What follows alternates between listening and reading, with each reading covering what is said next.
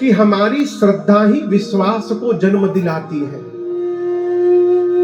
आप समझिएगा, यदि भगवान कुछ नहीं है, भगवान कुछ नहीं है, हमारा विश्वास ही भगवान है।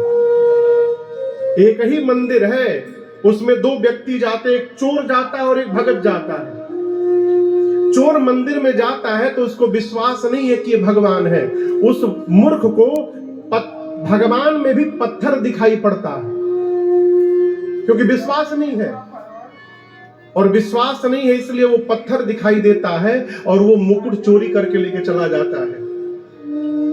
लेकिन उसी मंदिर में जब भगवान का भगत जाता है तो भक्त को पत्थर में भी भगवान दिखाई पड़ता है और वो उनके चरणों में प्रणिपात हो जाता है। क्यों? विश्वास के कारण। ये विश्वास कैसे जन्म लेगा? केवल और केवल श्रद्धा, दूसरा कोई कारण नहीं है। श्रद्धा होगी तब जाकर तब संतन कर साथ। श्रद्धा जन्म लेगी तो विश्वास होगा, और विश्वास होगा तो संतों का संग मिलेगा। सरकार ने अभी भक्ति बताई। पहली भक्ति श्रवणम, भागवत जी के अनुसार। मानस जी में राम जी पहली भक्ति संत का संग बताते हैं। प्रथम भक्ति संतन कर संगा। सरकार, एक दिन तो मैं सोच रहा था कि इतना अलग अलग क्यों बताया गया। मैं निवेदन करूं सरकार, राम जी कहते कि संत का संग प्रथम पहली भक्ति है। भागवतम जी में सरकार किसने सुनाया ये नवधा भक्ति? मुझे ज्ञान नहीं है भागवत जी का। नारद जी ने सुनाया कि प्रहलाद जी ने सुनाया? किसने सुनाया? हाँ, नारद जी ने। हम मुझे ज्ञान नहीं, इसलिए अपराध हो तो क्षमा करिएगा। वहां बताया गया पहली भक्ति सुनना है। क्यों? प्रहलाद जी अपनी मां कयाधु के अंक में थे, अंक में,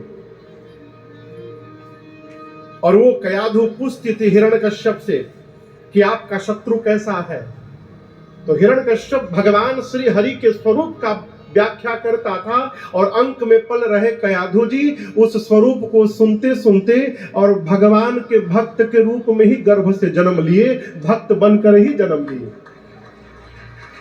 और इधर शबरी मैया मतंग ऋषि के पास आई, और उस मतंग ऋषि रूपी संत के संग के कारण ऐसा पुण्य जागृत हुआ कि उनको राम जी का दर्शन प्राप्त हो गया। तो भाव क्या है सरकार?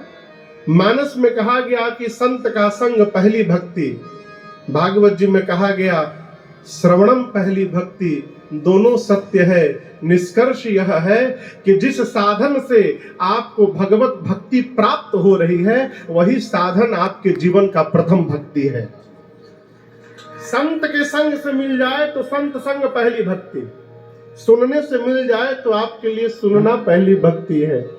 संत का राम जी कहते प्रथम भक्ति संतन कर संगा, और दूसरी भक्ति दूसरी रति मम कथा प्रसंग। संत के साथ रहिएगा तो संत केवल अनंत की चर्चा करते हैं। संत किसकी चर्चा करते हैं? अनंत की। अनंत की चर्चा सुनते सुनते एक दिन भगवान के चरणों में प्रीति जागृत हो जाएगा। कब? जब संत का संग होगा, और जब जीवन में तीनों जग जाएगा, श्रद्धा से विश्वास, श्रद्धा विश्वास से संत का संग, और श्रद्धा विश्वास संत संग के परिणाम से भगवत चरणानुराग, तब जाकर श्री रामचरितमानस इस मानस में प्रवेश करेगा। ये साधन है पूरा। गोस्वामी जी ने दूसरे श्लोक में ही श्रद्धा रूपिणी मां पार्वती और विश्वास के प्रतिमूर्त भगवान शंकर को बंद किया। मैं आपसे कहूं, भगवान शंकर इस श्री रामचरितमानस के आचार्य हैं, और मां भगवती के कृपा से ये कथा गंगा शिव रूपी आचार्य से प्रकट होकर और आज पूरे जनमानस का धरती पर कल्याण कर रही है, केवल और केवल मां भवानी की कृपा से, दूसरा कोई कारण नहीं। तीसरे श्लोक में गोस्वामी जी ने पुनः एक बार भगवान शिव के जगत गुरु स्वरूप का वंदन किया। वंदे बोधमयम नित्यम गुरुम शंकर रूपिणम यमाश्रितो हि वक्रोपि चंद्रः सर्वत्र वंद्यते। गोस्वामी कहते जो नित्य बोधमयम है, कौन? भगवान शंकर। नित्य बोधमयम कौन है? जो सदैव ज्ञान में अवस्थित रहे। भगवान ज्ञान के प्रतिमूर्त है शंकर जी,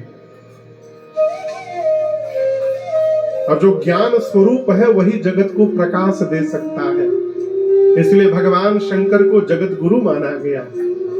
वंदे वंदे बोधमयम नित्यम गुरुम शंकर रूपिणम। उदाहरण दर्शन करिए, यमाश्रितो हि वक्रोपि चंद्रः सर्वत्र वंद्यते। को पता है शंकर जी के ललाट पर कौन से चंद्रमा है? बताइए, प्रतिपदा के है, दूज के है, तृतीया के है, चतुर्थी के है, पंचमी के है, कि पूर्णिमा के है, कि अमावस्या के है? कौन है पता है? दूज के चंद्रमा, दूज के एकदम टेढ़े। गलत तो नहीं बोल रहा हूं सरकार? दूज के चंद्रमा टेढ़े दिखाई दे रहा है, टेढ़े चंद्रमा। अच्छा, आपसे पूछूं, जो आदमी रोज अपन चेहरा बदले वो आदमी कैसा होता है? रोज अपन चेहरा बदल ले, अच्छा आदमी होता है? चंद्रमा रोज अपन चेहरा बदलते हैं। समाज में भी लोग कहते हैं बहुत टेढ़ा आदमी है, बच के रहिए उससे, बहुत टेढ़ा आदमी।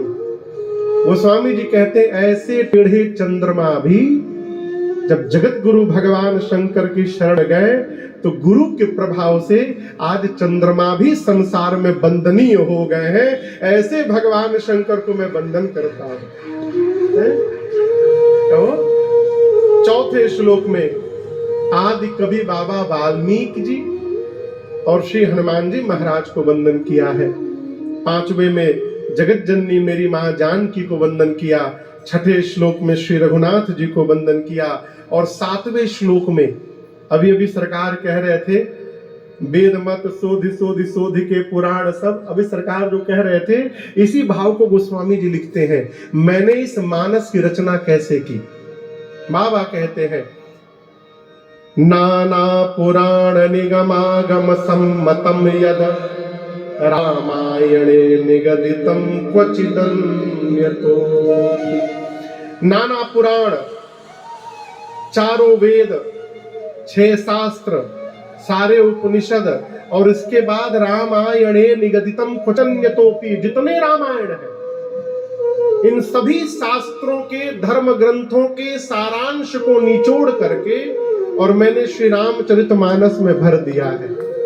ये श्लोक कहता है हम चाहे आप केवल रामचरितमानस को भी यदि पढ़ने का स्वभाव बना ले तो सभी ग्रंथों के पढ़ने का फल स्वतः प्राप्त हो जाएगा। इसमें लेश मात्र का भी लेकिन संशय नहीं है।